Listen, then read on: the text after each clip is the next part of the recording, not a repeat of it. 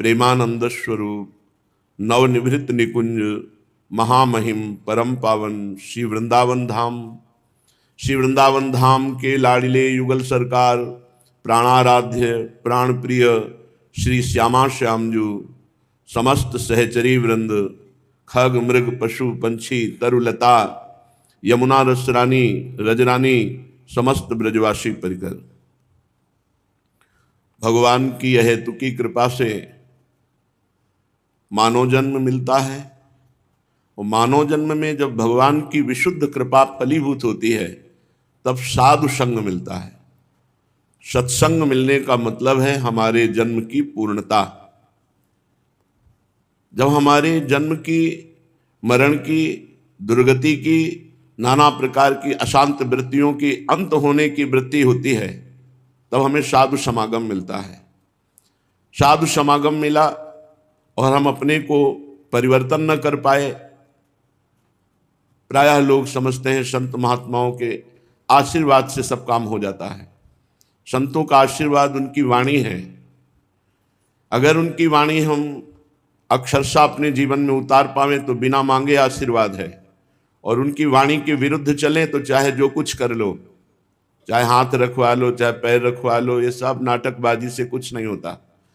स्वयं को परिवर्तन में लाना पड़ेगा, स्वयं को भजन करना पड़ेगा, स्वयं को मन इंद्रियों के विलास से हटना पड़ेगा। अगर नहीं हटे तो किसी का आशीर्वाद काम नहीं करेगा।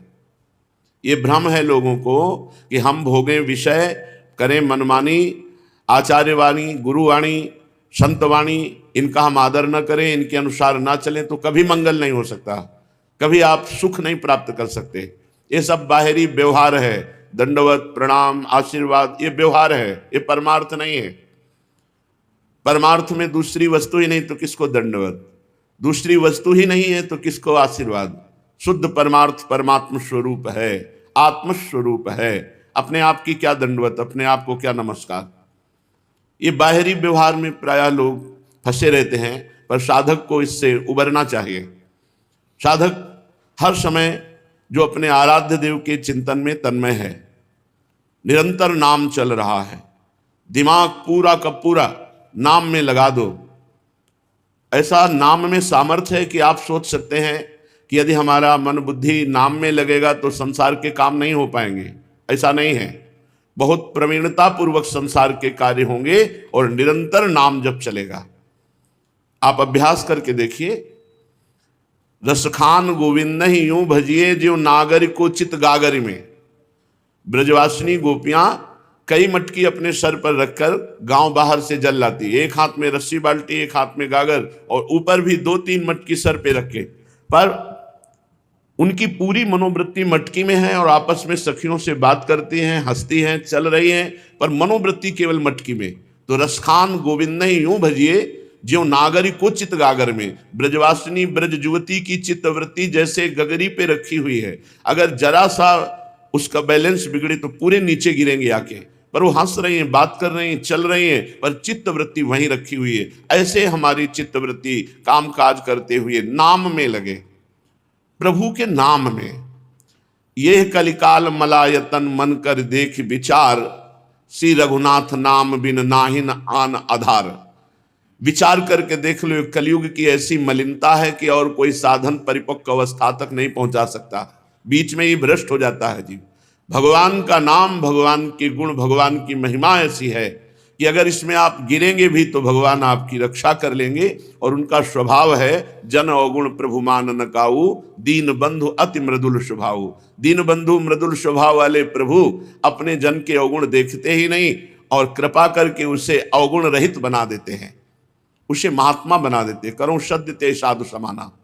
इसलिए हमारा जीवन का परम लक्ष्य नाम होना चाहिए। नाम, हर समय हम नाम जप करें। विश्वास कर लीजिए, जिसने ये बात पकड़ ली वो संसार को जीत जाएगा। संसार का स्वरूप बाहर नहीं अंदर है। काम क्रोध लोभ मोह मद मत्सर, ये षड विकार हैं, यही सब पाप कराते हैं, यही विविध प्रकार की कामनाओं के जाल में फंसाते हैं, यही हर समय अशांति, उद्वेग, चिंता, भय, शोक, मृत्यु यही प्रदान करते हैं। इसलिए इनसे मुक्त होने के लिए हमें अंदर चाहिए साधन, अंदर हृदय का साधन। बाहर के सारे कार्य करते हुए अंदर यदि नाम जप नहीं चल रहा तो जैसे सर्प की बांबी पर लाठी मारने से सर्प में कोई फर्क नहीं पड़ता, वो सुरक्षित अंदर बैठा रहता है। अंदर प्रहार चाहिए, अंदर। तो अंदर प्रहार है यहां काम क्रोध लोभ मोह मद मत्सर को मारने के लिए नाम, नाम गरज रहा है नाम। हरि नाम जितना आप जपेंगे उतना ही अंदर आप निर्विकार होंगे, और जितना नाम भूलेंगे उतने विकार आपके ऊपर सवार रहेंगे। और जो नाम जपते नहीं हैं उनकी तो चर्चा ही नहीं, वो तो पशु हैं। मनुष्य रूप में, मनुष्य रूपेण मृगाश्चरन्ति, मनुष्य रूप में वो पशु विचर रहे हैं। और सही पूछो तो मृत जीवन है उनका, मृत जीवन। जो अमृत में नाम नहीं पाते, अमृत में नाम का पान नहीं करते, वो मृत जीवन है। जिन हरि भगति हृदय नहीं आनी, जीवित सौ समानते प्राणी। जो हर कष्ट सहते हुए, ये सहना पड़ेगा। भगवान ने आदेश किया है, चाहे जितने तपस्वी हो, भजनानंदी हो, अपने प्रारब्ध को मिटाने की चेष्टा मत करो, प्रारब्ध को भोग लो और नाम जप से भगवत प्राप्ति कर लो। ये बात सबकी समझ में नहीं आएगी। प्रारब्ध को भोग लो, सुख दुख में प्रारब्ध को भोग लो और नाम जप के द्वारा भगवान की प्राप्ति कर लो, परम पद परमेश्वर की प्राप्ति कर लो। यदि नाम जप का प्रयोग दुखों के मिटाने के लिए किया तो दुख की जड़ नहीं मिटेगी। एक आध दुख मिटा दोगे फिर उससे और दुख प्रकट होंगे। और यदि आपने प्रारब्ध को भोगने का निश्चय करके नाम जप किया तो दुख की जड़ मिट जाएगी, दुख की जड़ मिट जाएगी। जन्म जन्म के हमारे किए हुए कर्म संस्कार नाम जप से भस्म हो जाते हैं। बहुत बहुत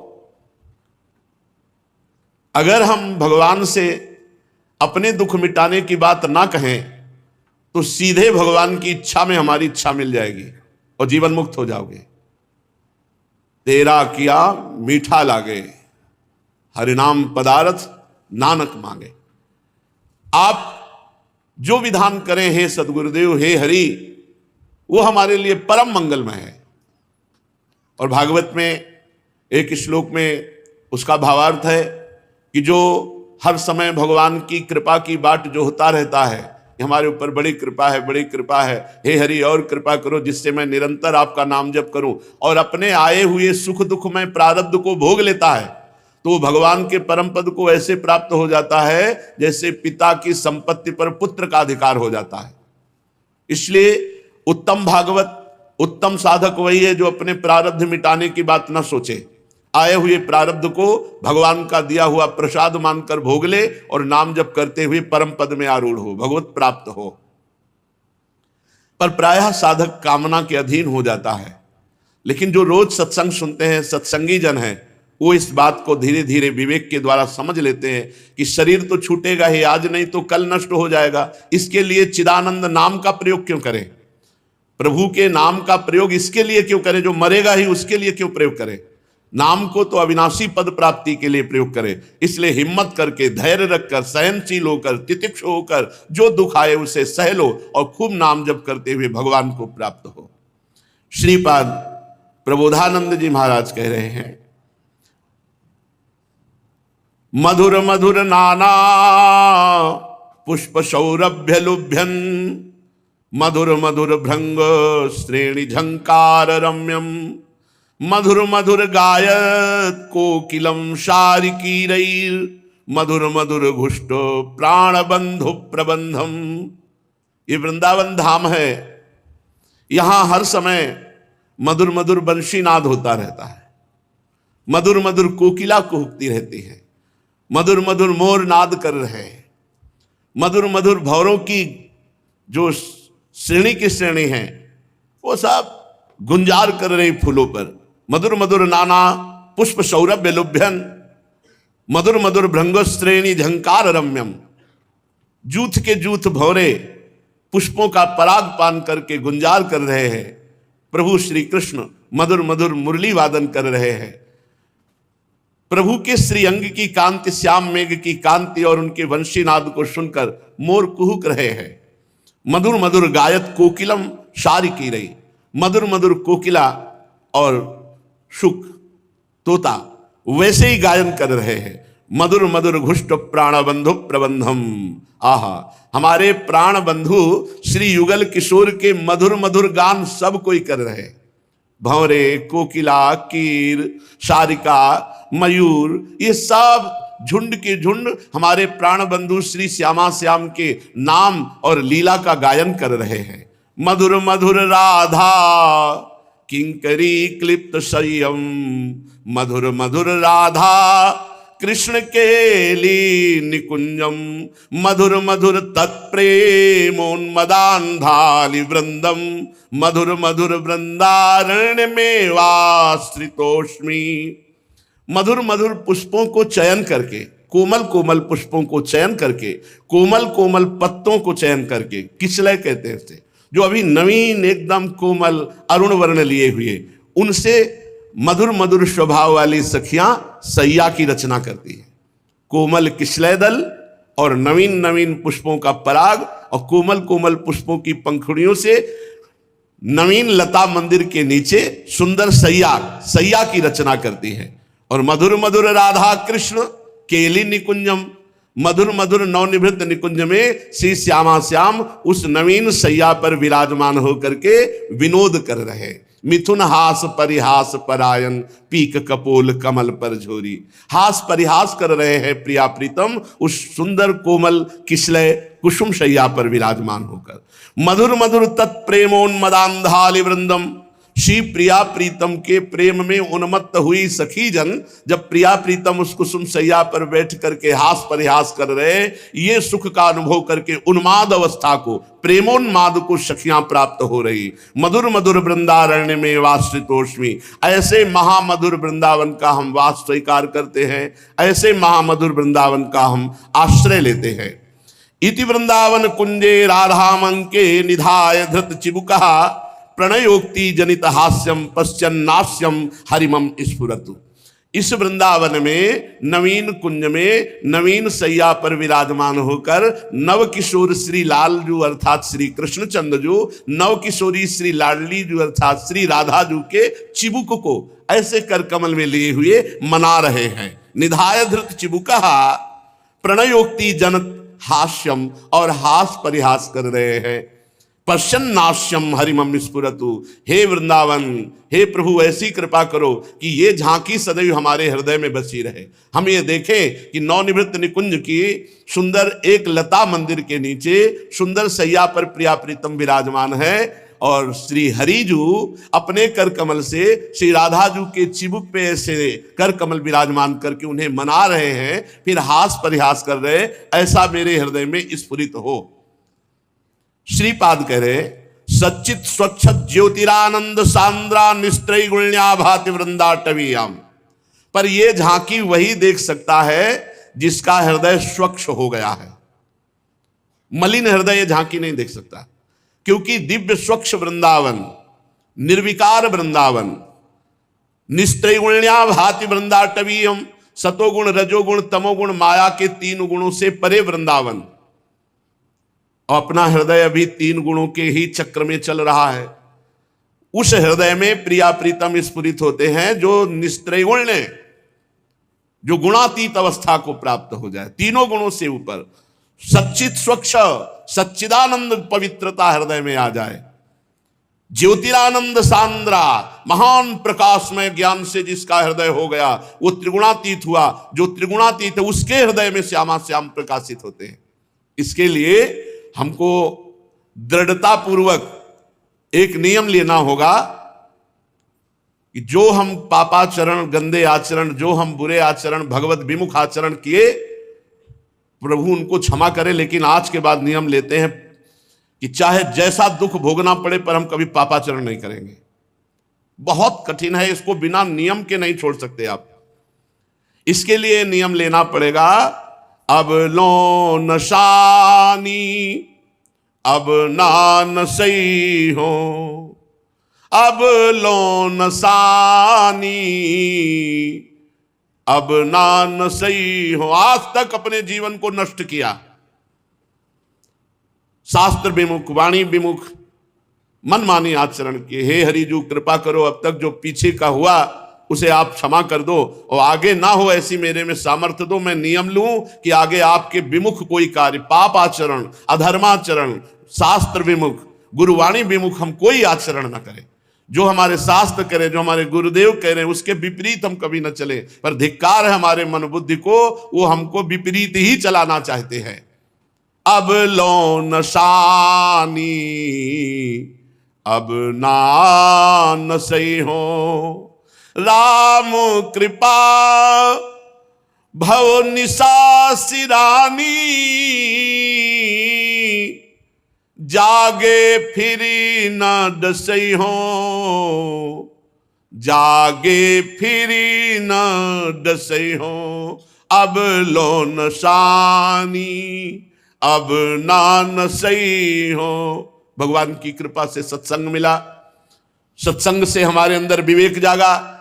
अब मैं जाग चुका हूं, अब बिस्तर नहीं बिछाऊंगा पापाचरण वाले, अब नहीं सोऊंगा इस अज्ञान की निशा में, अज्ञान रूपी रात्रि में अब नहीं सोऊंगा। भगवान की कृपा से मैं जाग गया हूं, मुझे सत्संग मिल गया, शास्त्रों का स्वाध्याय, साधु संग।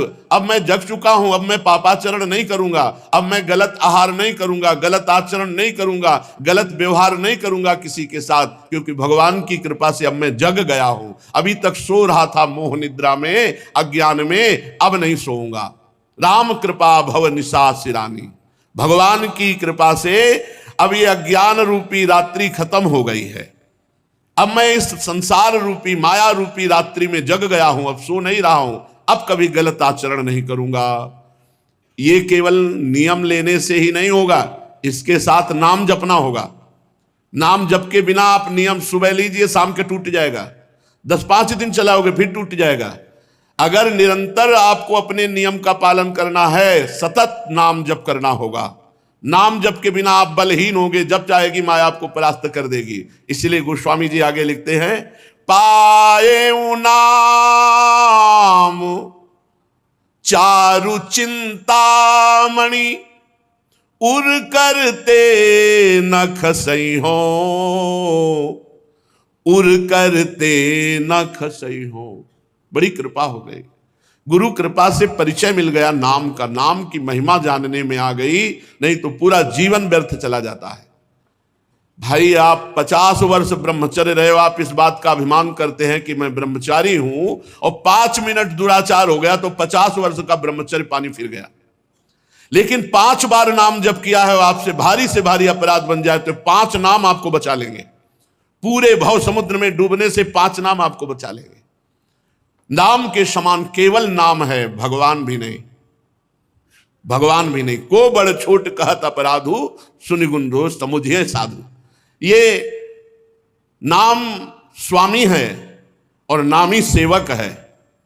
देखी रूप नाम आधीना, भगवान के रूप का साक्षात्कार कराने की सामर्थ्य नाम में है। अरे कहां तक नाम की महिमा का वर्णन करे, स्वयं नामी भी नाम की महिमा का वर्णन करने में असमर्थ है। कहूं कहां लग नाम बढ़ाई, राम न सके नाम गुण गाई। इसलिए पाए नाम चारु चिंतामणि, उर करते न खसई हो, अब लो नसानी अब ना नसई हो, अब लो नसानी अब ना नसई हो। भगवान की कृपा से संसार रूपी रात्रि में अब मैं जग गया, और जग करके क्या पाया? नाम। नाम नाम रूपी सुंदर चिंतामणि मुझे गुरुदेव ने दी। गुरु मुख से मिला हुआ नाम ये चारु चिंतामणि है, और इसे कहां रखना है? हृदय में। उर करते न खसयो, हृदय रूपी हाथ से कभी से जाने नहीं दूंगा। अर्थात हर समय हृदय में जैसे धड़कन होती दिल में, ऐसे हर धड़कन के साथ हमारे नाम चलेगा। पकड़ो, आज तक जो हुआ सो हुआ, उसकी तुम चिंता मत करो, अब संभालो। गई सो गई, अब राख रही को। जो रह गई है श्वासें, उनमें भजन कर लो, काम बन जाएगा। जितनी आपकी श्वासें, इतनी में भगवत प्राप्ति हो जाएगी। नाम न छूटने पावे, पायो नाम चारु चिंतामणि, उर करते न खसई हो, अब लो नशानी अब ना नसई हो।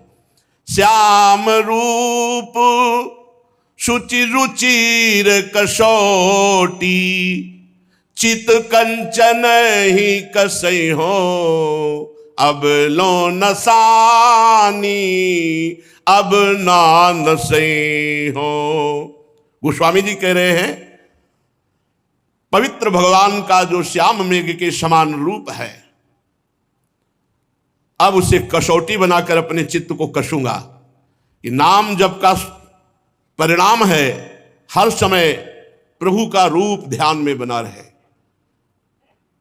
देखो जानकी जी कैसे अशोक वाटिका में विराजमान है। नाम पाहरू दिवस निशि, ध्यान तुम्हार कपाट। हर समय प्रभु का ध्यान रूपी दरवाजा बंद, बाहर से किसी का प्रवेश नहीं, अंदर अपने आराध्य देव का रूप विराजमान हृदय में, हर क्षण नाम जप चल रहा। ये दो बातें बहुत जोर की है। श्री राधा वल्लभ लाल को हृदय ध्यान मुख नाम, जपत हरि विवस तव नाम प्रतिपद, विमल मनसि तव ध्यान ते निमिष नहीं टरिवो। हर समय नाम जप चल रहा है और इष्ट देव का ध्यान चल रहा है, जीत गए माया पर। यही कसौटी है साधक की कि हृदय रूपी कर से नाम ना छूटने पावे, बहुत बड़ी चिंतामणि है। और आपका नाम ठीक चल रहा है, इसकी कसौटी है रूप की झलक आपके हृदय में होनी चाहिए। श्याम रूप सुचि रुचिर कसौटी, चित्त कंचनई खसयो। हमारा चित्त प्रभु के रूप में लगा है कि नहीं? तो बोले पर बस जानी हस्यो इन इंद्रिन, निज बस हुए न हसई हो। अब लो नसानी, अब ना नसई हो। गोस्वामी जी कह रहे हैं इन इंद्रियों ने हमें गुलाम बना लिया था, अधीन कर रखा था। जब जो इंद्रियां चाहती वही करती और हमारी हंसी उड़वाती। मन माना नाच नचा दिया इन मन और इंद्रियों ने। अब नाम जप के प्रभाव से अब मैं समझ गया हूं। परबस जान हंस्यो इन इंद्रिन, अब निज बस होए ना सही हो। अब इंद्रियों को अपने अधीन कर लिया। किसके बल से? नाम जप से। मन और इंद्री को अधीन कर लेना बहुत कठिन है। हिमालय को उठाना कठिन है, उससे भी ज्यादा कठिन है मन को रोक लेना। तूफान को रोक लेना सहज है, लेकिन उससे भी कठिन है मन और इंद्रियों को विषय भोगों से मोड़कर परमात्मा में स्थित करना। यह बल प्रदान करता है नाम। जितना नाम जापक है उतने उच्च कोटि का जितेंद्रिय और मनोनिग्रही होगा। और जो केवल बातें बनाता है, नाम जप नहीं करता, तो फिसड्डी। जब मन आया इंद्रियां आई, जैसा वैसा आचरण करवा लिया। अभी तक तो करवा लिया, अब नहीं कर पाए, क्योंकि हमारे पास नाम रूपी परम बल है। अब मैं इंद्रियों को अपने अधीन करके हंसी नहीं उड़वाऊंगा। मन मधुकर पन के तुलसी, रघुपति पद कमल बसे हो। अब लो नसानी, अब ना नसई हो। अब मैं नियम लेकर के, प्रण करके मन रूपी भ्रमर को एकमात्र श्री भगवान के चरणों में, भगवान के चरण कमल में मन रूपी भ्रमर को लगाऊंगा। बस नियम लेकर अब विषय भोगों की तरफ मन और इंद्रियों को नहीं जाने दूंगा। बड़ी हंसी उड़ाई, अब ऐसा नहीं होने पाएगा, क्योंकि हमारे पास नाम रूपी बल है। नाम रूपी बल से हम इंद्रियों पर विजय प्राप्त करके मन रूपी भंवरे को भगवान के चरण कमल का प्रेम रूपी पराग पान कराऊंगा। अब ये प्रण लेता हूं कि मन और इंद्रियों को विषय भोगों में नहीं जाने दूंगा। नाम बल से अब तक बड़ी हानि हुई, अब हानि नहीं होने देंगे। अब तक बड़ी हंसी उड़वाई, अब हंसी नहीं उड़वाएंगे, नाम के बल से।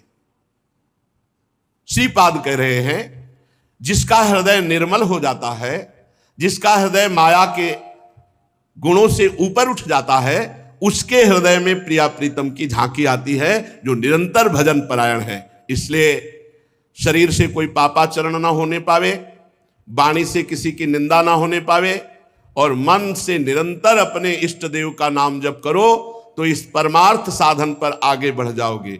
जो लोग अपनी जबान को दूसरों का मांस खवाने में, अच्छे अच्छे पदार्थ खवाने में लगाए हुए हैं, ये साधक नहीं है। ये तो केवल मनोरंजन कर रहे हैं। जो दूसरों के मांस का भक्षण करते हैं, चाहे वो कहाँ कहीं भी कोई भी हो, जो अपनी जबान को अच्छे अच्छे पदार्थ पवाते हैं, वो कोई भी हो, भजन में रुचि नहीं होगी।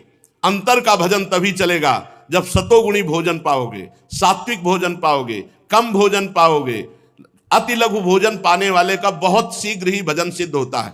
और ये जो प्याज, लहसुन, मांस, मछली, ये सब तमोगुणी भोजन, ये भजन में रुचि नहीं होने देता, ये एक तार भजन नहीं होने देता। इसके लिए सतोगुण चाहिए। सतोगुणी वस्त्र, सतोगुणी आहार, सतोगुणी जल, सतोगुणी व्यवहार, सतोगुणी शास्त्रों का स्वाध्याय, तभी आप गुणातीत अवस्था को प्राप्त होंगे। और गुणातीत ही परमेश्वर के परम पद को प्राप्त होता है, भगवत प्रेम को प्राप्त होता है, तत्व ज्ञान को प्राप्त होता है। चलते हैं श्रीमद् भागवत महापुराण। प्रसंग चल रहा है, धर्मराज युधिष्ठिर जी ने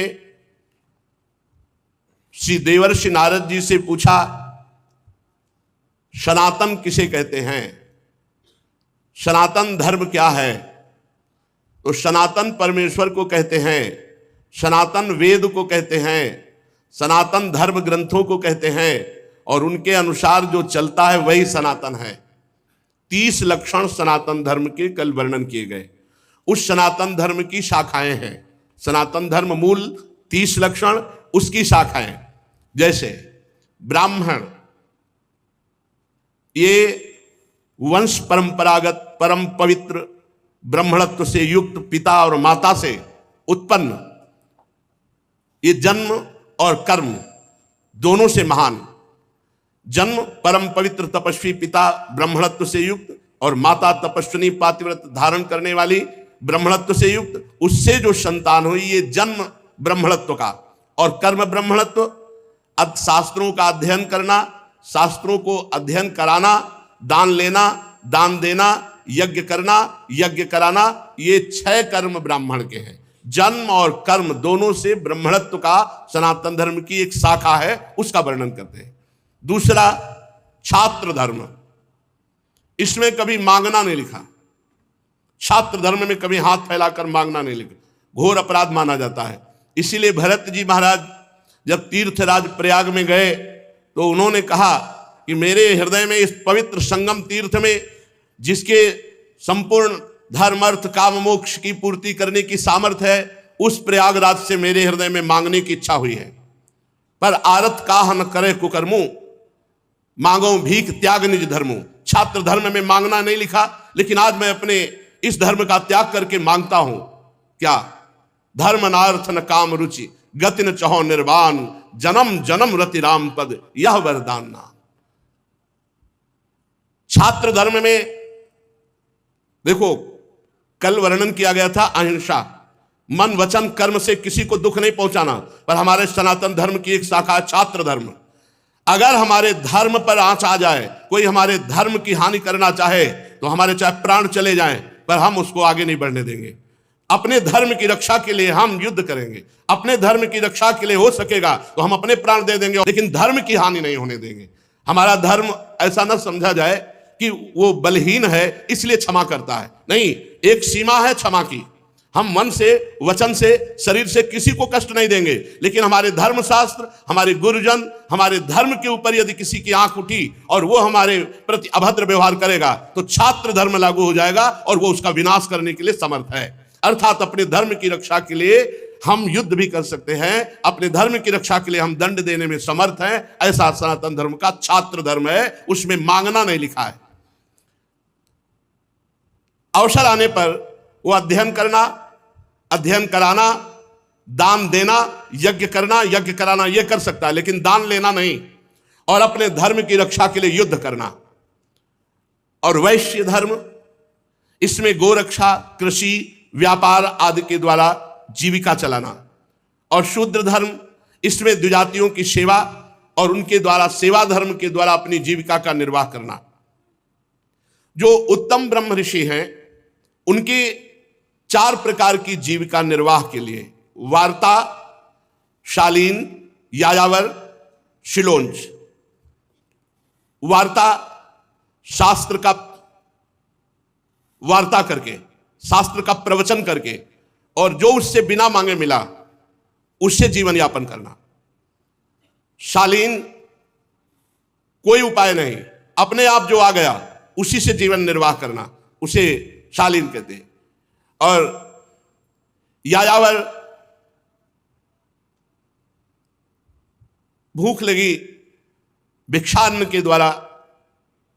और शीलोंज, जो खेतों में, बाजार उठ जाने के बाद, किसान के अन्न ले लेने के बाद जो दाने बनते हैं, उन दानों को एकत्रित कर लिया और पूरे साल भर उनसे जीवा। वो सिलोन महान तपस्वी। ऋत, अमृत, प्रमित, सत्यानित, ये वृत्तियां बड़ी पवित्र वृत्तियां हैं। श्वान वृत्ति का कभी किसी भी ऋषि को अवलंबन नहीं करना चाहिए। श्वान वृत्ति, कुत्ते की वृत्ति का कभी अवलंबन नहीं करना चाहिए। आगे वर्णन करते हैं, बाजार में पड़े अन्न को उंच कहते हैं और खेतों में पड़े हुए अन्न को शिल कहते हैं। उसको जो बीन करके पूरे 12 महीना जीवन निर्वाह करता है उसे सीलोंच वृत्ति कहते हैं।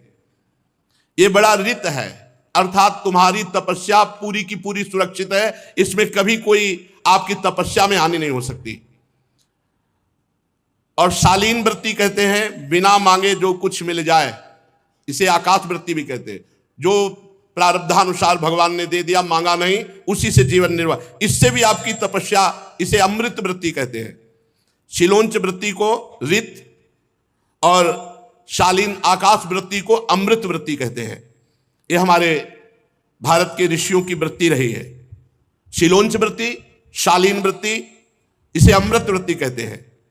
और नित्य मांग करके बस उतना ही लेना जितने से पेट भर जाए, उसे यायावर वृत्ति कहते हैं, पर इसे मृत वृत्ति कहते हैं। ऋत, अमृत और मृत, इसे मृत वृत्ति कहते हैं। इससे अहंकार नष्ट होता है। इसलिए प्राय संन्यास पद्धति में भिक्षान्न, चाहे वो वैरागी किसी भी मार्ग का हो, भूख लगेगो मांग खाऊंगो गिनो न सांझ सवेरो, क्योंकि जब किसी से रोटी मांगे तो अहंकार नष्ट होता है, इसीलिए इसे मृत वृत्ति कहते हैं। सबसे ऊंची वृत्ति ऋत, जो शिलोंच, उससे भी ऊंची वृत्ति अमृत, जो आकाश वृत्ति से भगवान दे दे, कभी ऐसे मांगने की कुछ नहीं, कभी नहीं मांगने की वृत्ति, उसे अमृत। और जो मांग करके केवल रोटी पेट भरता है और रात दिन भजन करता है, वो अहंकार रहित महात्मा होता है, उसे मृत वृत्ति कहते हैं। और प्रमित, वार्ता आदि करके उपाय किया, प्रवचन आदि करके, फिर जो मिला उसमें मांगना नहीं है, उसमें जो मिल गया स्वाभाविक, उसे प्रमित कहते हैं। और फिर व्यापार आदि के द्वारा, उसे वाणिज्य आदि के द्वारा, वो सत्यानृत कहते हैं। ये प्राय नहीं स्वीकार करते, ऋषिजन इसे स्वीकार नहीं करते। व्यापार आदि के द्वारा उदर पोषण नहीं। और श्वान वृत्ति कहते हैं किसी धनी पुरुष की चाटुकारिता करना।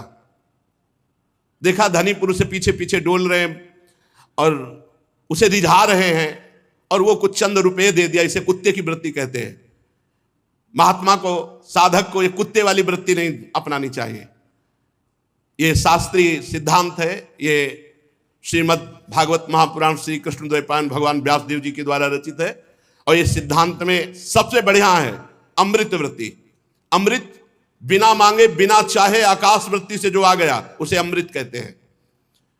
उत्तम ऋत वृत्ति शिलोंच, जो बाजार में अन्न पड़ा हुआ है या खेतों में अन्न पड़ा हुआ है, किसान अपना उठा लिया, वो उसमें जो दाने मिले उससे 12 महीना निर्वाह करना। लेकिन ये श्वान वृत्ति धनी पुरुषों की चाटिकारिता, उनके पीछे डोलना, धनी ऊपर बैठे और नीचे बैठकर बातचीत, भागवतिक वार्ता या शास्त्रीय प्रवचन, ये बहुत ही कुत्ते की वृत्ति ना धारण करे, श्वान वृत्ति ना धारण करे। इसमें निषेध किया गया है, ये श्वान वृत्ति ना धारण करे। आग लगे इसे पैसे में, जो धनियों की चाटुकारिता करके पेट भरना पड़े। अपने अपने धर्म का पालन करने से भगवान की प्रसन्नता प्राप्त होती है। शम, इंद्रियों का दमन, दम, मन का दमन, तपस्या, धर्म में चलने पे जो कष्ट होता है उसको सहना, शौच, शरीर पवित्र, मन पवित्र, संतोष, हर परिस्थिति में धैर्य धारण करके संतोष, कोई इच्छा ना करना, और क्षमा, यदि कोई हमें सता रहा है तो क्षमा कर देंगे। लेकिन हमारे धर्म को बस यहां क्षमा शब्द का अर्थ समझना है। कई लोग इसको ना समझने के कारण वो हानि कर बैठते हैं। हमें गाली दोगे हम सह जाएंगे, हमें तुम अगर पीड़ा पहुंचाओगे तो सह जाएंगे, लेकिन हमारे धर्म को पीड़ा पहुंचाने की कोशिश की, हमारे राष्ट्र को, तो फिर हम तुम्हें क्षमा नहीं करेंगे। वहां ये क्षमा नहीं, वहां फिर कायरता कहलाती है, उसे क्षमा नहीं कहते। हमें गाली दो हम सह जाएंगे, हमें आप पीड़ा पहुंचाओगे तो सह जाएंगे, लेकिन हमारे धर्म को, हमारे राष्ट्र को अगर पीड़ा पहुंचाने की कोशिश की तो उसे हम फिर क्षमा नहीं करेंगे। ये हमारा धर्म है। सबके अंदर एक बात होनी चाहिए, अपने धर्म के लिए प्राण त्यागना, अपने राष्ट्र के लिए प्राण त्यागना। अगर ये बात नहीं तो फिर क्या कि हम एकांत में बैठे, नहीं, जरूरत पड़ी तो हम अपने राष्ट्र के लिए प्राण दे देंगे, अपने धर्म के लिए प्राण दे देंगे। हमें कष्ट होगा, हम सह जाएंगे, लेकिन हमारे धर्म पर आंच आई, हमारे राष्ट्र पर बात आई तो हम अपने प्राण त्याग सकते हैं, राष्ट्र सेवा के लिए, धर्म रक्षा के लिए। सरलता, बाहर और भीतर कपट ना रखना, यह सरल स्वभाव कहा जाता है। जो अंतर चल रहा है वही वाणी में हो, जो वाणी में हो वही हृदय में हो, जो हृदय और वाणी में हो वही आचरण में हो, इसे सरलता कहते हैं। ज्ञान, एक सत्य भगवान सच्चिदानंद सब में विराजमान है, ये ज्ञान। दया, इसलिए सबके प्रति द्रवित होकर के सेवा की भावना रखना। भगवत परायणता, निरंतर अपने प्रभु का स्मरण। अभ्यास योग युक्ते ने चेतसा नान्यगामिना, ऐसा अभ्यास बना लो कि कभी भगवत गुणानुवाद श्रवण कर रहे हैं, कभी भगवत गुणानुवाद कर रहे हैं, कभी नाम कीर्तन कर रहे हैं, कभी वाणी जी का गायन कर रहे हैं, कभी भगवत रूप ध्यान कर रहे हैं, कभी भगवत सेवा का ऐसा अभ्यास बना लो कि तुम्हारा चिंतन कभी प्रभु से हटे ना। इसे भगवत परायणता कहते हैं। और सत्य, वाणी में सत्य, आचरण में सत्य, और आपके हृदय में भी सत्य हो, तभी आप सच्चिदानंद को प्राप्त होंगे। ये ब्रह्म ऋषियों में पूर्ण रूप से विराजमान रहते हैं, ये ब्रह्म ऋषियों के लक्षण हैं। धर्म के रक्षा के लिए युद्ध का अवसर आने पर बहुत ही उत्साह होना, ये सब सनातन है। जितना वर्णन करें सब सनातन है, ये सनातन धर्म की शाखाएं हैं। ब्रह्म ऋषियों का ब्राह्मण जो ब्राह्मणत्व को धारण करके चराचर जगत को तप और पवित्रता के द्वारा सुख पहुंचाते हैं। छात्र धर्म में जो अपनी शूरवीरता के द्वारा सबकी रक्षा करते हुए धर्म पूर्वक जीवन यापन करते हैं, ऐसे ही सनातन का वैश्य और चातुर्वर्ण है। जो युद्ध में उत्साह और वीरता और धैर्य, तेजस्विता, त्याग, मनोजय, क्षमा और ब्रह्म ऋषियों के प्रति भक्ति, ये छात्र धर्म के अंतर्गत विराजमान रहता है। ये उत्तम छात्र धर्म में ये लक्षण विराजमान होंगे। युद्ध के प्रति उत्साह, वीरता, धैर्य, तेजस्विता, त्याग, मनोजय, क्षमा और ब्रह्म ऋषियों के प्रति भक्ति। देवता, गुरु और भगवान के प्रति भक्ति, अर्थ, धर्म और काम, इन तीन पुरुषार्थों की रक्षा, आस्तिकता, उद्योगशीलता और व्यवहार निपुणता, ये वैश्य धर्म के लक्षण हैं। सबके सामने विनम्र रहना, पवित्र स्वभाव रखना, स्वामी की निष्कपट सेवा करना, मंत्रों से रहित यज्ञ करना, चोरी ना करना, सत्य तथा गौ आदि की रक्षा करना, ये चतुर्वर्ण के लक्षण हैं। पूछा था कि स्त्री का क्या धर्म है, सब धर्मों का वर्णन श्री देवर्षि नारद जी कह रहे हैं। वही स्त्री परम पद में आरूढ़ होती है जो अपने पति को भगवान का स्वरूप समझती है। मेरे लिए मेरे भगवान मेरे पतिदेव हैं, भगवान सब में विराजमान है, फिर अपने पतिदेव में भगवान मान ले तो बात बन जाए। पर ऐसा नहीं कि पत्नी पति को भगवान माने और पति पत्नी को, ऐसा नहीं। पत्नी के प्रति भी भगवत भाव रखना चाहिए, क्योंकि उसमें भी भगवान विराजमान है। पत्नी को चाहिए कि पति की आज्ञा में रहे, उनकी सेवा में रहे, उनके अनुकूल रहे। पति को प्रसन्न रखना उसका परम कर्तव्य है। ऐसे ही पत्नी के प्रति पति का भाव होना चाहिए कि वो भी उनके अनुकूल रहे, उनको प्रसन्न करने की चेष्टा करे, तभी गृहस्थ धर्म परिपूर्ण माना जाएगा। जो अपने पति को ईश्वर मानती है उसे पतिव्रता कहते हैं। जो पतिव्रता होती है वो परम पद में आरूढ़ होती है। कितना बड़ा बल पतिव्रता का। अनुसुईया जी की परीक्षा लेने के लिए ब्रह्मा विष्णु महेश तीनों भगवत स्वरूप गए, तो भगवान विष्णु, भगवान शंकर, भगवान ब्रह्मा जी 6-6 महीने के बालक बन गए, पालने पे झुला दिया। पर ब्रह्म परमात्मा को एक पतिव्रता ने पालने पे झुला दिया। काफी समय हुआ, तीनों देवियां आई नारद जी के द्वारा प्रेरित होकर के। उन्होंने देखा 6-6 महीना के बालक, तब विनय की, तो उन्होंने कहा धैर्य रखो, जब जवान होंगे तब हम ब्याह करेंगे आपसे, फिर आप ले जाना। अनुसुईया जी के चरणों में पड़ गई तीनों देवियां। तब उन्होंने प्रभु से प्रार्थना की कि प्रभु ये पालने में आप हमें जो बाल सुख दिए, आप हमें वो सुख छीन नहीं सकते, आप हमें वो सुख प्रदान करें फिर जाएं। तो भगवान श्री हरि के अंश से दत्तात्रेय जी, भगवान महादेव जी के अंश से दुर्वासा जी और भगवान ब्रह्मा जी के अंश से महात्मा चंद्रमा मुनि, ये तीन उन्हीं पालने पे फिर गए। ये पतिव्रता के सामर्थ्य यमराज की बुद्धि को चक्कर में डाल दिया और सत्यवान को और अपने पूरे मातृपक्ष और पितृपक्ष दोनों को महान बना करके अपने पति की आजीवन के लिए आयु मांग ली। बड़ी सामर्थ्य है पातिव्रत धर्म में। जो स्त्री अपने पति के अनुकूल रहकर पातिव्रत धर्म का, अब ये धर्म सब शास्त्रों में लिखे रह गए भाई। ये गर्लफ्रेंड बॉयफ्रेंड ये जानेंगे पातिव्रत धर्म क्या है? ये धर्म ग्रंथ है, सुन लो। बड़े भाग्यशाली हो तो आज से शुरू कर दो सत्य मार्ग पे चलना, नहीं तो महीना भर ये बॉयफ्रेंड और ब्रेकअप, फिर ये बॉयफ्रेंड ब्रेकअप। ये शास्त्र लागू होगा? ये शास्त्र लागू होगा? बहुत धर्म की हानि हो रही है। विदेशी जो भावनाएं हैं, ये अपनी भावनाएं नहीं भारत की, ये जो विदेशी व्यभिचार भावनाएं हैं इनका त्याग करना चाहिए, आदर नहीं करना चाहिए। वो हमारी धारण कर रहे हैं वृत्तियां, वो धोती लगा रहे हैं, कांच पहन रहे हैं और चोटी लगा रहे हैं, माला ले रहे हैं, और आप क्या कर रहे हैं? उनकी गलत धारणाओं को अपने हृदय में धारण कर। देखो कैसा है हमारा शास्त्र धर्म, कैसे निरूपण कर। इसी से परम पद मिल जाए, अपने पति को भगवान मानकर उनकी आज्ञा में रहना और पति को अपनी पत्नी के अनुकूल रहकर उसकी मनोकामनाएं पूर्ण करना, दोनों बड़े प्यार से गृहस्थी धर्म में। तो वो गृहस्थ धर्म भी भगवान की आराधना बन गई। साध्वी स्त्री को चाहिए झाड़ू लगाते समय, पोछा लगाते समय, लीपते समय, चौक पूरते समय, अपने शरीर को सजाते समय मधुर मधुर भगवान का नाम स्मरण करें। भगवान का नाम स्मरण, कितना बढ़िया भजन है। सोहनी लगा रहे, पोछा लगा रहे, जो भी कार्य कर रहे हैं भगवान का नाम जप करते हुए कर रहे हैं, इसी से भगवत प्राप्ति हो जाएगी। गृहस्थ में भी गोपी जनों ने कोई सन्यास नहीं लिया था बाहर से, लेकिन बड़े बड़े सन्यासी गोपियों की चरण धूलि की याचना करते हैं। जब परमहंस सुखदेव जी महाराज गा रहे हैं उनके जस का, जब उद्धव जी जैसे परम ज्ञानी उनकी चरण रज की आकांक्षा कर रहे हैं, तो औरों की क्या। बृहस्पति शिष्य परम ज्ञानी महात्मा भगवान श्री कृष्ण के अभिन्न स्वरूप उद्धव जी याचना करते हैं कि वृंदावन की गोपियों की चरण रज हमारे माथे पे लगे। क्यों? क्योंकि हर समय लीपते बुहारते हर समय भगवान का स्मरण कर रही, भगवान की मंगल लीलाओं का स्मरण कर रही है। जो गृहस्थ में रहते हुए पति पत्नी विनम्र, झगड़ा नहीं, इसीलिए बड़ा संकट में है गृहस्थ धर्म और विरक्त धर्म दोनों। विरक्त धर्म इसलिए है कि आप जैसे अपवित्र आचरण करके हमें भिक्षा देंगे वैसे ही हमारी बुद्धि होगी। अगर अधर्म आचरण करके दोगे तो हमारी बुद्धि भ्रष्ट हो जाएगी। अधर्म आचरण क्यों? अन्न खा रहे हैं, जैसा खाए अन्न वैसा बने मन। अगर आप धर्म से कमा कर एक रोटी हमें देंगे, वो जब हम खाएंगे तो हमारी बुद्धि भजन करेगी। और गृहस्थ धर्म में जब तक पवित्रता नहीं है तब तक सब बेकार है। देखो, ना मन पवित्र, ना तन पवित्र, ना विचार पवित्र, तो क्या गृहस्थ धर्म?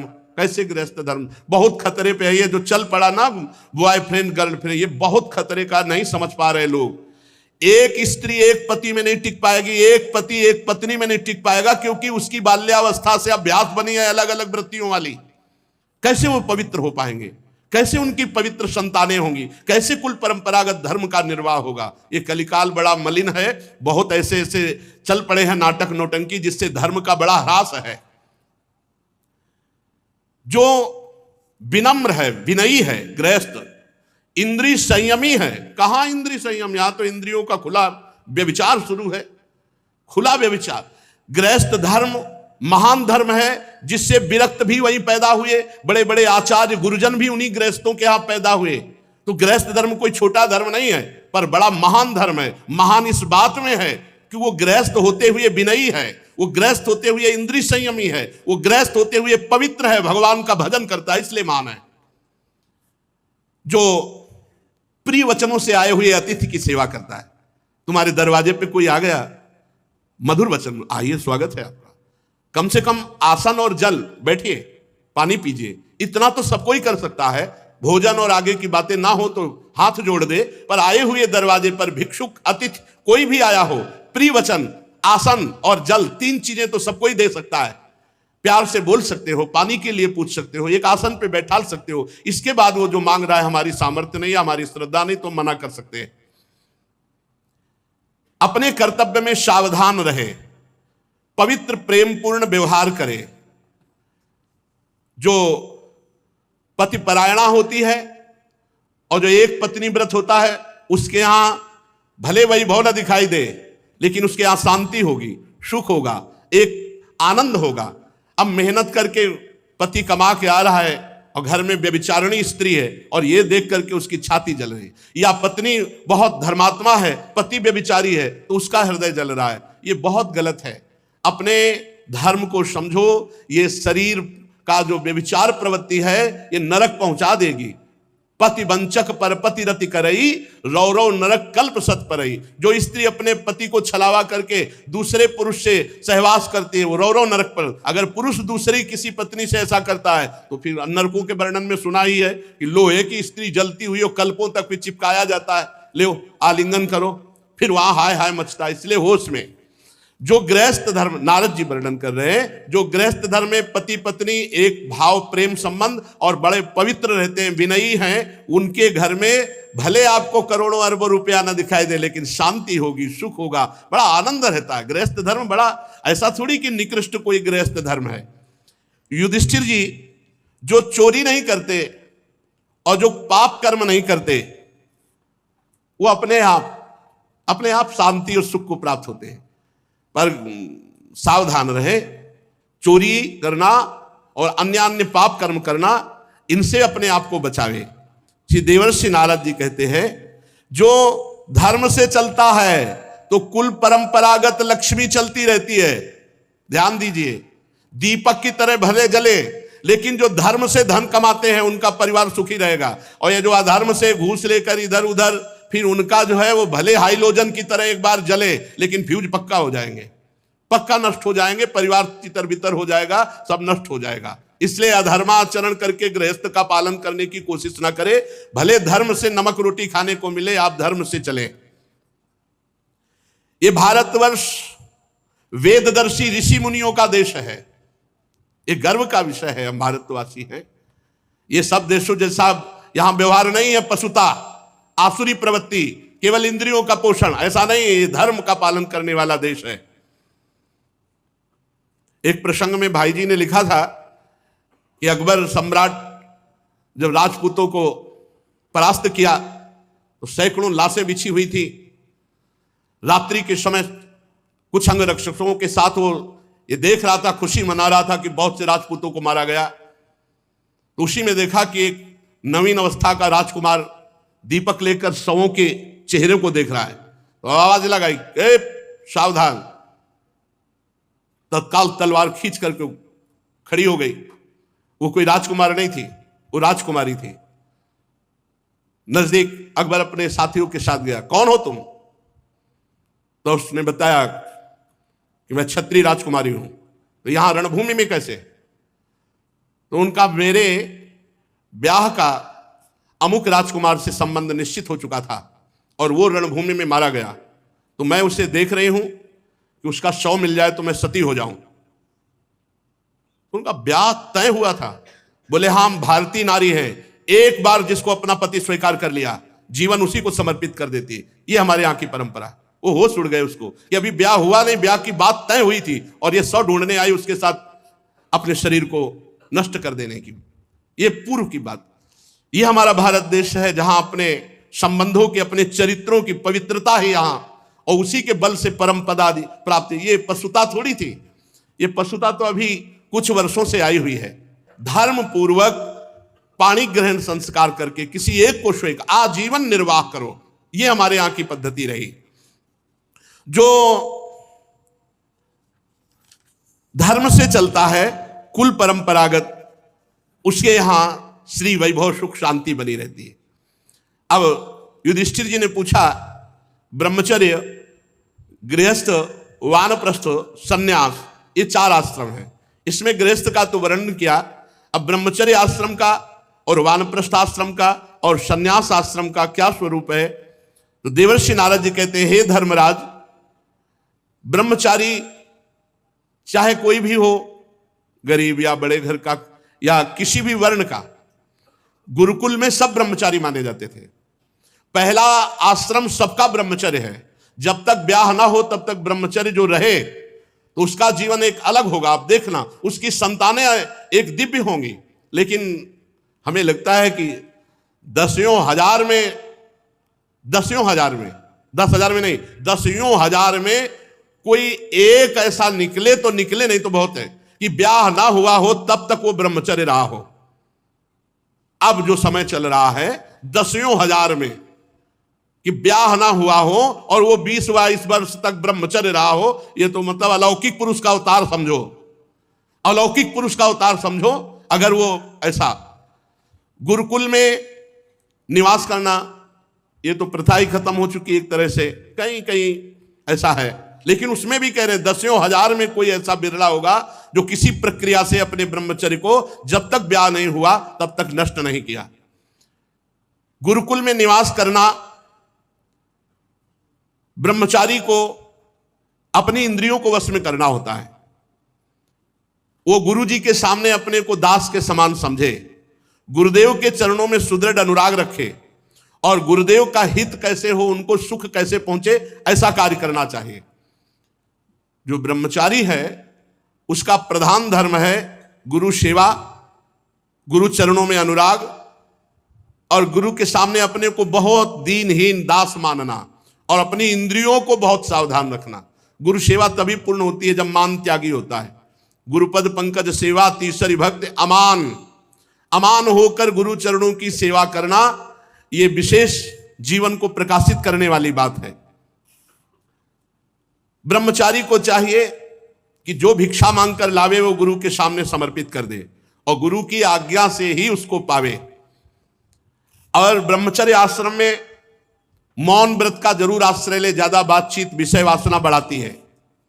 एकाग्र रहे और गायत्री का जप दोनों संध्याओं में या तीनों संध्याओं में जैसा समय मिले वैसा, त्रिकाल संध्या या 2 काल की संध्या, और गुरु जी जब बुलावे तो क्षुद्र दास की तरह हाथ जोड़कर उनके सामने अनुशासन में रहे और गुरु के द्वारा पढ़ाए हुए शास्त्रों का एकांत में चिंतन करे, मनन करे, स्वाध्याय करे। जब गुरुदेव आवे तो हाथ जोड़कर खड़ा हो जाए, फिर उनके चरणों में सिर टेक कर प्रणाम करे, फिर हाथ जोड़कर बैठ जाए और जो वो उपदेश करे फिर उसे बड़े ध्यान से सुने। ब्रह्मचारी को चाहिए मेखला, मृगचर्म, वस्त्र, जटाजूट, दंड, कमंडल, यज्ञोपवीत और कुशा, ये हर समय धारण करे। ये अपने लोग भगवत कृपा से मृगचर्म हटा करके और सब धारण किए। मेखला भी धारण थी मूंज की, और वस्त्र श्वेत, और जटाएं भी थी, और दंड पलाश का, और कमंडल, और यज्ञोपवीत, और कुशा चोटी पे, और 108 कुशा की मुट्ठा, और गायत्री अनुष्ठान। सायंकाल 24 घंटे में एक बार भिक्षा करे ब्रह्मचारी। 24 घंटे में ब्रह्मचारी को एक बार सायंकाल भोजन पाने के लिए आज्ञा है, तभी वो ब्रह्मचर्य पचा पाएगा। गुरुदेव आज्ञा दे तो पाए, अन्यथा ना पाए। गुरुदेव ना बोले तो प्रणाम करके भिक्षा रख के चले गए। गुरुदेव आज्ञा दे तो पाए। बड़ी गुरु आज्ञा पर पूरा जीवन समर्पित जिन्होंने कर दिया, निहाल हो गए। और अपने चरित्र की रक्षा के लिए हर समय सावधान रहे ब्रह्मचारी। ये चरित्र के लिए बहुत हानिकारक है मोबाइल, क्योंकि इसमें सारे चरित्रहीन विषय भी भरे पड़े हैं।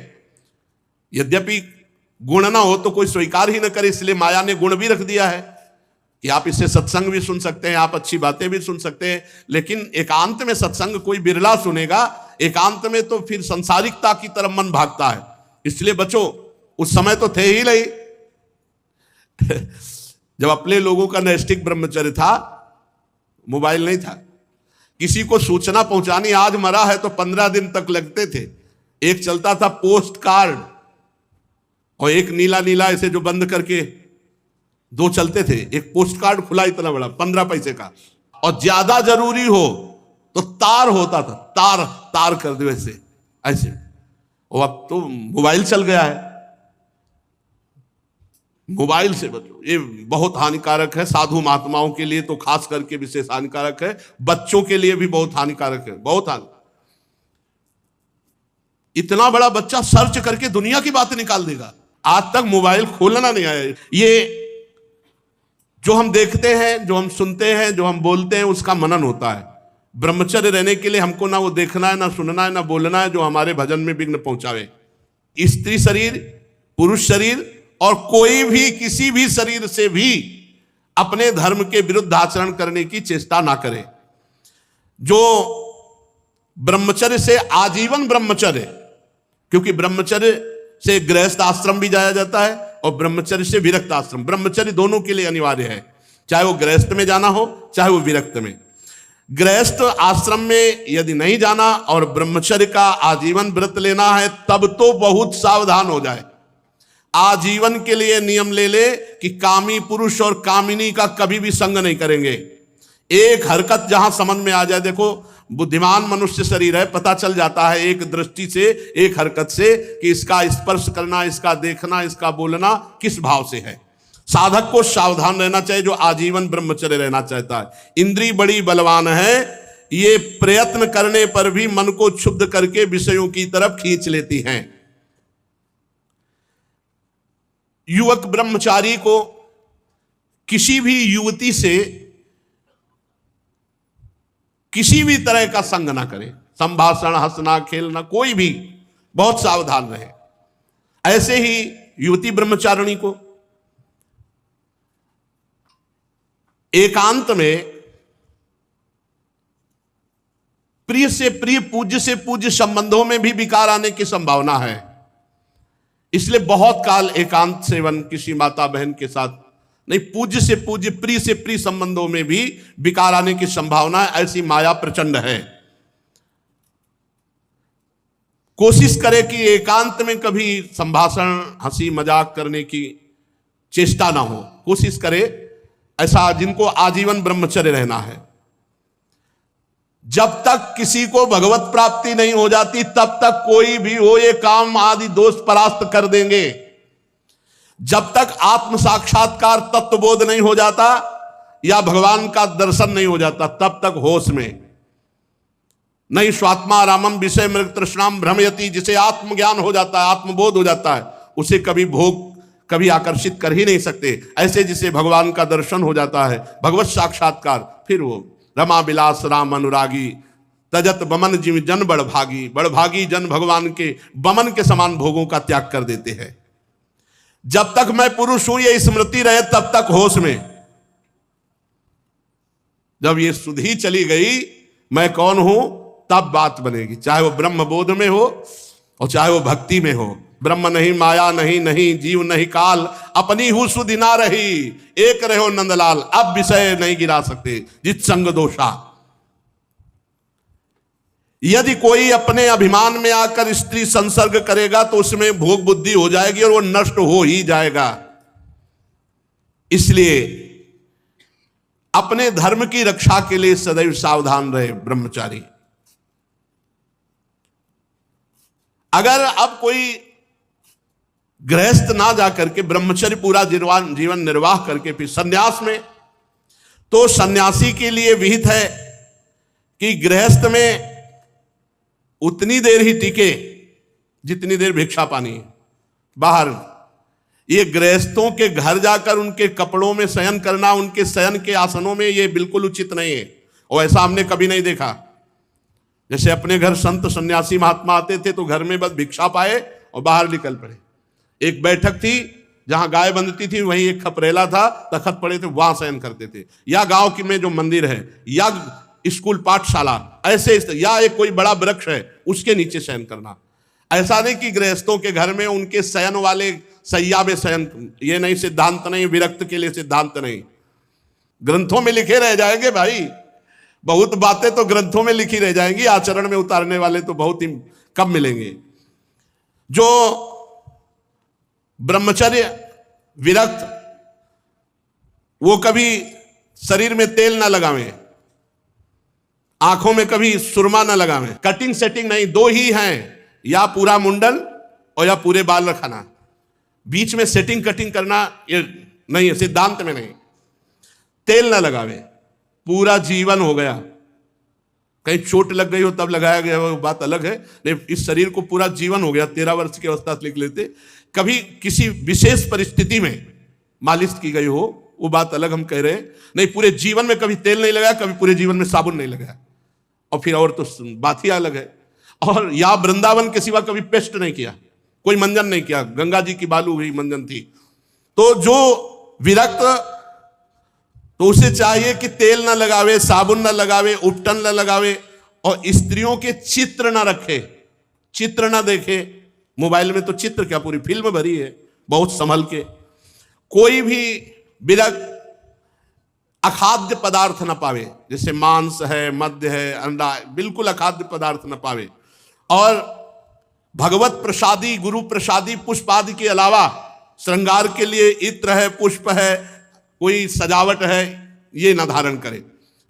जैसे ये चंदन है, तो श्री जी का कल जो श्रृंगार हुआ था वो प्रसादी चंदन है, नीचे रज लगी हुई जो वृंदावन की पावन रज है, बस इसके अलावा कोई श्रृंगार नहीं। अगर प्रभु के प्रसादी पुष्प मिले तो माथे पे, गले पे धारण कर लिए, वो भी थोड़ी देर सम्मान के लिए, इसके बाद वो श्रृंगार के लिए नहीं धारण कर। वो प्रसादी हमारे इष्ट देव के है। विरक्त को चाहिए कि काठ की स्त्री को भी ना स्पर्श करे, काठ की। सोचो शास्त्र कितना सूक्ष्म सोचते हैं। अगर गृहस्थ में जाना है तो गुरु को मुंह मांगी दक्षिणा देकर के फिर गृहस्थ में जाना चाहिए। आजीवन ब्रह्मचर्य पालन करने का मतलब है एक रस भगवदाकार स्थिति, एक रस भगवान में स्थिति। जो ब्रह्मचर्य का पूर्ण, तो वो ब्रह्म में स्थित हो जाता है, पर ब्रह्म परमात्मा तत्व में। और ब्रह्मचर्य में इतनी सामर्थ्य है कि सर्दी, गर्मी, बरसात कुछ भी नहीं व्यापता। कभी हमें जुकाम हुआ हो, कभी बुखार आया हो, हमें स्मृति नहीं है। अब तो ये गर्भ से रोग है, ये कोई इन्फेक्शन का नहीं है किडनी का, ये गर्भ से है, वंशानुगत रोग है। यहाँ वृंदावन में 35 वर्ष की अवस्था में प्रकाशित हुआ, नहीं तो कभी हमें जुकाम बुखार नहीं आया, कभी हम निरुत्साहित नहीं हुए, कभी हम हारे नहीं, कभी हमारी ऐसी अंदर इच्छा नहीं हुई कि किसी रसोई में बैठ जाएं, गरम गरम अमुक भोजन पवाएं। भगवान की कृपा से कभी ऐसी इच्छा नहीं। अब तो क्या है, जब पाने लायक थे तब था नहीं, और जब आए तो पाने लायक नहीं है। यही भगवान का खेल देखो। नहीं, जिनके भूख है उनको भोजन उस कोटि का नहीं है जैसा चाहते हैं, और जिनको उस कोटि का भोजन है वो पाने लायक नहीं रहते। ऐसी विचित्र, अरबों रुपया बड़े बड़े लोगों के पास है, डॉक्टर कहते हैं दाल का पानी और रोटी के केवल ऊपर छिलका, लीवर खराब हो जाएगा, ऐसे चल रहे। और जिनके लीवर मोटी मोटी 10 रोटी पचा जाए, उनके पास वो व्यवस्थाएं नहीं है खान पान। बड़ा विचित्र भगवान का खेल है। जो भोगों में है वो जल रहे हैं, और जो भोगों को नहीं भोग रहे वो भी जल रहे हैं। कैसा भगवान! ये भूत के लड्डू ना खाए तो, और खाए तो परेशान, दोनों में परेशान। निकल वही सकता है जो संयमी है और धैर्यवान है। वानप्रस्थ आश्रम कोई रह ही नहीं सकता, बिरला कोई लाखों करोड़ों में एक। नहीं, वानप्रस्थ आश्रम बहुत कठिन आश्रम है। इसमें पहली बात तो ज्योति हुई भूमि से निकला हुआ कोई भी पदार्थ नहीं पाया जा सकता। वानप्रस्थ आश्रम में जो ज्योति हुई भूमि है, भूमि से, उससे कोई भी पदार्थ नहीं पाया जा सकता। खत्म, पहली बात तो सब खत्म। क्योंकि आलू, टमाटर, जितने भी पदार्थ है सब भूमि से जोत बो करके प्रकट किए जाते हैं। और बिना जोते हुए, बिना बोए हुए जो जंगली फल मूल हैं, कहाँ रह गए? जंगली फल मूल कहाँ रह गए? नहीं रह गए। जंगली फल मूल पहले तो इतने होते थे कि पूछो मत। ढेर सारे आम फ्री ले आओ, बगीचे के बगीचे खड़े थे, अमरूद और बेर, जामुन, ये ऐसे ही झबिया भर भर करके ले आओ, ऐसे अपने गांव की तरफ, ऐसे फ्री फ्री सब, सहतूत, ये सब फ्री, वो बिना जोते बोए। ये अब तो रह ही नहीं गए, रह ही नहीं गए। असमय में पका हुआ कोई फल नहीं। सूर्य के ताप से जो पका हुआ, बिना जोते बोए जो प्रकट हुआ, वही फल खाया जाता है। वानप्रस्थ फ्लैट में पति पत्नी रहे, बढ़िया बनावे, खावे और वृंदावन वास करो, राधा राधा जब पे भगवत प्राप्ति हो जाएगी। अब वानप्रस्थ तो लिखा ही केवल है, मिलना बड़ा कठिन है। क्योंकि जब ज्योति बोई भूमि से ही नहीं, तो ऐसी भूमि रही नहीं गई है जिससे फल की भाई अमुक जगह जाओ और वहां से कंदमूल फल ले आओ, और उतना ही जंगल से लावे जितना आज प्रयोग हो जाए, कल के लिए बासी ना रखे। और वानप्रस्थ को कंबल नहीं ओढ़ना, सीधे सर्दी से नहीं, सीधे वर्षा, सीधे धूप, कोई पादुका नहीं पहनी। वर्षा, घाम, शीत, वायु, अग्नि, सब ताप जो लग रहा है उसको सहे, सिर पर जटा धारण करे, रोम, नख, दाढ़ी, मूछ ये कभी कटावे ना। ये जटा रखना भी बहुत कठिन है, कोई खिलवाड़ नहीं है। तो कह रहे कि ये तपस्या है, ना तो दाढ़ी, ना मूछ, ना जटा, ना नख, और कमंडल, दंड, वल्कल वस्त्र, अग्निहोत्र की सामग्री, ये कम से कम 12 वर्ष का वानप्रस्थ आश्रम, 12 वर्ष का वानप्रस्थ आश्रम तो धारण करे। भगवत प्राप्त महापुरुष समझो, ऐसे रहना। होंगे भारत में, ऋषियों की भूमि है, होंगे कोई ना कोई, पर हम सोचते हैं कि खाएंगे क्या अगर होंगे। अब ऐसा तो है नहीं कि कहीं कंदमूल फल और ऐसी एरिया हो जहां केवल ऋषि मुनि जा करके फल ले आवे, ऐसा तो है नहीं। जहां अब फल होते हैं लेकिन सब पैसे से मिलेंगे, पैसे की व्यवस्था से।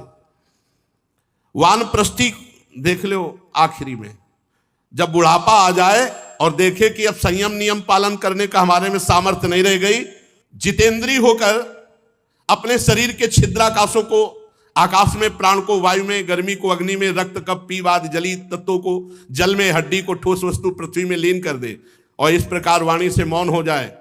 जब तक शरीर न छूटे तब तक कुछ खाना पीना नहीं, निरंतर भगवान का चिंतन, अपने प्रारब्ध के अनुसार शरीर छूट गया, अनशन व्रत। इस प्रकार गृहस्थ, ब्रह्मचर्य और वानप्रस्थाश्रम का पालन बताया।